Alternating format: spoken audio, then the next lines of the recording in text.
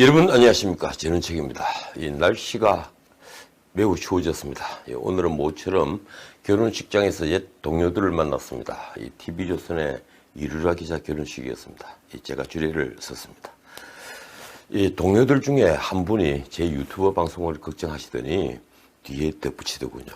그래도 할 말씀 다 하시니 옛날보다는 좀 편하잖아요. 좋잖아요. 현직 기자의 그 말씀을 들으면서 순간 나는 정말 행복하다는 생각을 했습니다. 그렇습니다. 저는 법조인으로도 또 언론인으로도 너무 행복한 생활을 해온 것 같습니다. 그래서 제가 내린 결론입니다. 마음을 비우면 모든 게 자유롭습니다. 자, 오늘도 가봅시다. 오늘 청와대에서는 문재인 대통령 주재로 공정사회를 위한 반부패 정책협의회란 이름의 이 긴 이름의 회의가 열렸습니다. 우선 제가 하나만 짚고 넘어가겠습니다. 대통령이 주재하는 회의는 솔직히 회의가 아닙니다. 적어도 제 생각은 그렇습니다. 회의는 원래 여럿이 모여 논의하는 모임을 의미합니다. 그런데 대통령이 주재하는 회의는 대부분 대통령이 말씀을 하시고 그러니까 대통령의 의견이 전달되고 참석자가 미리 준비한 내용을 발표하는 순서로 진행되고 끝납니다. 참석자들의 발표한 내용은 극애가 이 대통령의 생각에 맞춰서 해당 부처의 업무 상황을 보고하는 형식이 되죠. 그러니까 회의라기보다는요, 대통령의 지시를 받는, 더 정확히는 대통령의 지시를 받드는 자리가 되는 겁니다. 적어도 이 나라에서는 역대 모든 정부가 그랬습니다. 선진 문민국이 되려면 아직 한참 멀었다는 얘기입니다. 비단 이런 회의뿐 아니라 국무회의에서도 수석 비서관 회의에서도 과거부터 받아쓰기 모습은 아주 희극적이었죠. 자, 공정사회를 위한 반부패 정책협의회란 회의입니다. 공정. 이 정부가 출범 때부터 내건 구호죠. 솔직히 말해 이제 너무 퇴색해버렸습니다. 처음 이른바 국정농단 사건을 수사하며 전 정권 사람들을 잡아들일 때에는 공정이란 단어는요, 희푸른 칼날이었습니다. 형법전 차구석에서 먼지가 뒤덮여 있던 조항이죠. 직권남용. 이 직권남용은 이 정권 사람들에게는 정가의 보도였습니다. 공정보다 더 무서운 칼날은 없었습니다. 예컨대 블랙리스트 사건 같은 게 대표적이죠. 문학의 블랙리스트를 작성하고 운용한 혐의로 김기춘 전 대통령 비서실장, 조윤선 문체부 장관, 현직 장관이었습니다. 이 장관의 집과 사무실은 압수수색을 당했습니다. 청와대 수석도 비서관도 예외가 없었습니다. 다 했죠. 그들 모두는 검찰청 포토라인에 초췌한 모습으로 서야 했습니다. 그리고 세월이 참 많이 흘렀습니다. 이 공정이란 단어는 이제 낡고 희미한 형체로 남아 있습니다. 적어도 제 눈에는 그렇습니다. 왜 이렇게 되었을까요? 바로 조국이란 한 사람 때문에 공정이란 구호가 죽어버린 걸까요? 그의 딸과 아들이 공정이란 구호 뒤에 숨어서 아버지 조국과 어머니 정경심이 만들어준 표창장이니 인턴 정명선이 하는 가짜 스펙으로 대학원과 어준원 같은 상급학교에 지나간 것 때문일까요? 솔직히 그건 빙산의 일각입니다. 태양광이니 뭐니 하는 국책사업 얘기는 다음에 하기로 하고요. 낙하산 얘기 하나만 제가 하겠습니다. 야당 자료입니다만 문재인 정부 낙하산 인사 현황이라는 자료를 보니 올해 8월 말 기준으로 공공기관 347군데, 임원 3,368명을 전수조사하니 문재인 정부에서 임명한 2,799명 중에 무려 515명이 낙하산 인사로 확인됐다고 하는군요. 18.4%입니다. 5명 중에 1명꼴입니다. 아마 전 정권의 2배를 넘을 겁니다. 언론은 2배라고 하는데요. 이런 판에 오늘 한쪽에서는 김성태 의원이 딸의 KT 부정 취업에 연관됐다 해서 뇌물죄로 재판을 받았습니다. 취업 비리가 어느새 뇌물죄가 되었군요. 그런데 이제 다시 공정입니까? 어떻든 반부패 정책협의회니 사정 담당자들이 청와대에 총집합했습니다. 당연히 윤석열 검찰총장이 갔고 언론은 문재인 대통령과 윤석열 총장의 만남을 주목했습니다. 언론이 106일 만이라고 친절하게 날짜까지 세더군요. 언론 표현이 참 재밌습니다. 이렇습니다. 90도로 고개 숙여 깍듯이 인사.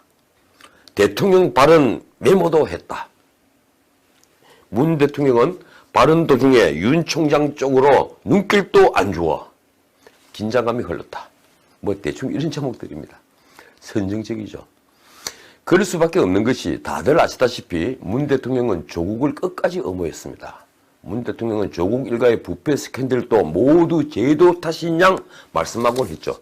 그래서 지금 외고 특목고도 없애는 중이죠. 대학 입시도 정시 비중을 확대하는 중입니다. 어쨌든 윤석열 총장은 졸지에 대통령과 각을 세운 모양새가 됐습니다.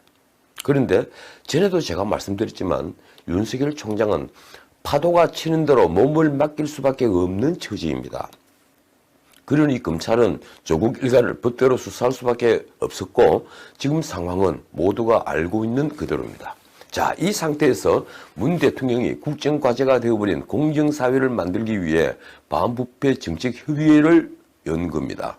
말이 회의지 다들 대통령의 입을 주목했죠. 대통령의 말씀을 다 받아듣고 있었습니다. 특별히 검찰 개혁에 대해 한 말씀 드리겠다. 검찰은 정치적 중립성에 대해서는 상당 수준 이뤘다고 판단한다. 참 대통령이 판단 딱 하면 끝나는 겁니다. 정치적 중립이다 이제. 그런데 그 다음 대통령 말씀입니다. 이제 국민들이 요구하는 그 이후의 그 다음 단계의 개혁에 대해서도 부응해 주기 바란다. 이제 과제는 윤 총장이 아닌 다른 누가 총장이 되더라도 흔들리지 않는 공정한 반부패 시스템을 만들어 정착시키는 것이다. 저는 깜짝 놀랐습니다. 윤석열 총장 목 자르는 줄 알고요. 자, 이런 말씀들을 윤 총장은 열심히 받아쓰기 했습니다. 한 말씀 드리죠. 검찰 개혁은요, 전에도 제가 말씀드렸지만 정치권에서 독립하는 것입니다. 그리고 정관 여부를 근절하는 겁니다. 그래서 차라리 대통령께서 정관 여부 근절하고 차후 정관 여부 받는 자는 모조리 엄벌에 처하라고 문서로 지시하면 될 일입니다. 거기에 대통령이 검찰을 진정으로 장악하는 것이죠. 그랬으면 아마도 제가 아는 몇몇 분들은요, 오금이 저렸을 겁니다. 지금도 정관 여부 저는 있다고 믿습니다. 전화 한 통으로 사건 해결하는 전직 고위 검찰 관료들이 있다고 저는 믿습니다. 아직은 대통령 말씀은 천둥처럼 들리는 것일 테니 왜 대통령이 그렇게 하시면 되지 왜 이렇게 구차하게 회의까지 합니까? 자, 두 번째 뉴스입니다. 어제 말씀드린 16명, 16명을 살해한 탈북자 2명을 7일 판문점을 통해 처방한 뉴스입니다. 정부는 이 사실을 숨기고 있다가 공동경비구역 JSA죠.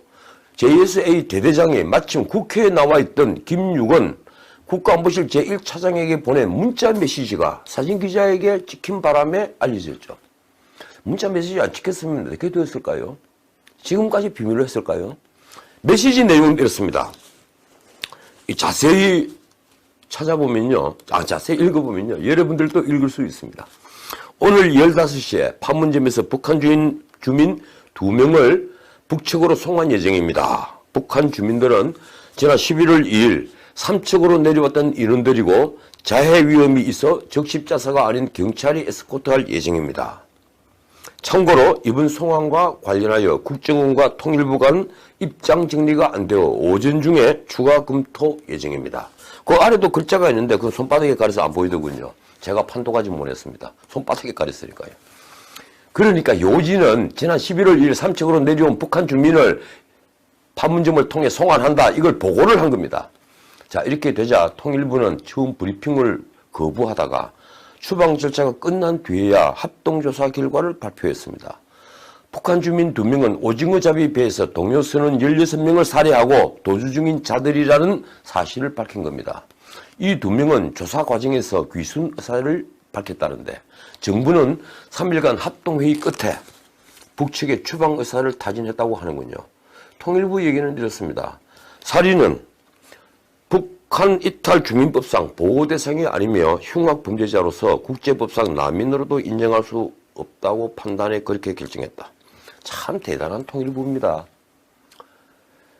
제가 하나씩 우선 짚겠습니다. 우선요, 이 문제 전에 언제부터 JSA에 근무하는 중령이 국가안보실 차장에게 직접 보고하는 체제로 바뀌었습니까?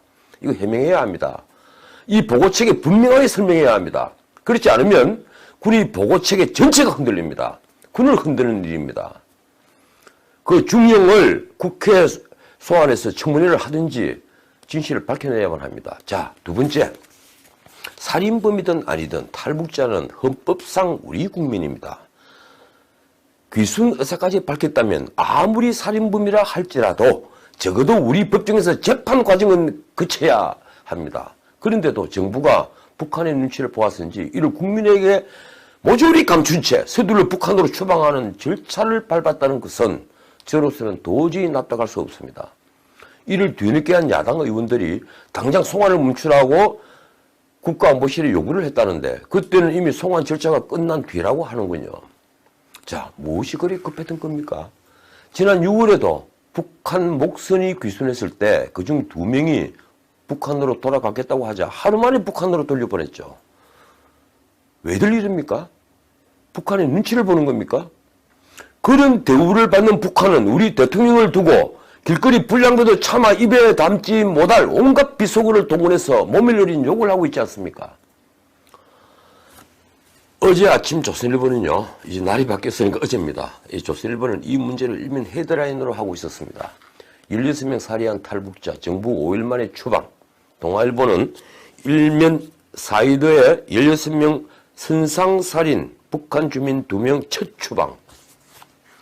이런 제목을 달았군요. 이 콘텐츠 재활용이라는 오해가 있더라도 조선일보 사설을 하나는 제가 짚고 넘어가겠습니다.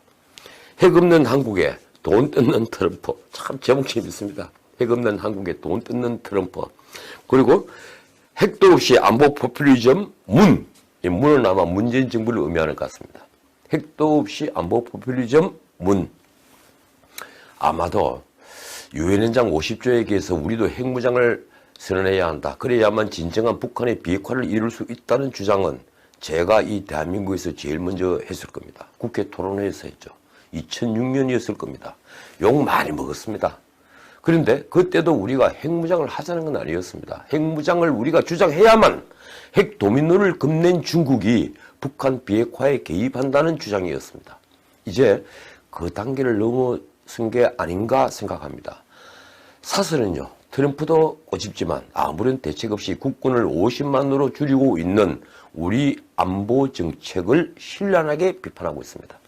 지금 민주당에서 모병제 얘기가 슬슬 흘러나오는군요. 이 자칫 돈 없고 덜 배운 젊은이만 총 들고 최전방을 지키는 게 아닌가 해서 벌써부터 제가 걱정입니다. 모병제 필요하면 해야죠. 하지만 기술병, 꼭 필요한 기술병으로 제한하고 월급은 많이 주고 그리고 군 가산점 이제 좀 줍시다. 자, 오늘은 여기서 줄입니다. 당분간 2부는 없을 것 같습니다. 제가 기운부터 좀 차리겠습니다. 고맙습니다. 지금까지 전우책이었습니다.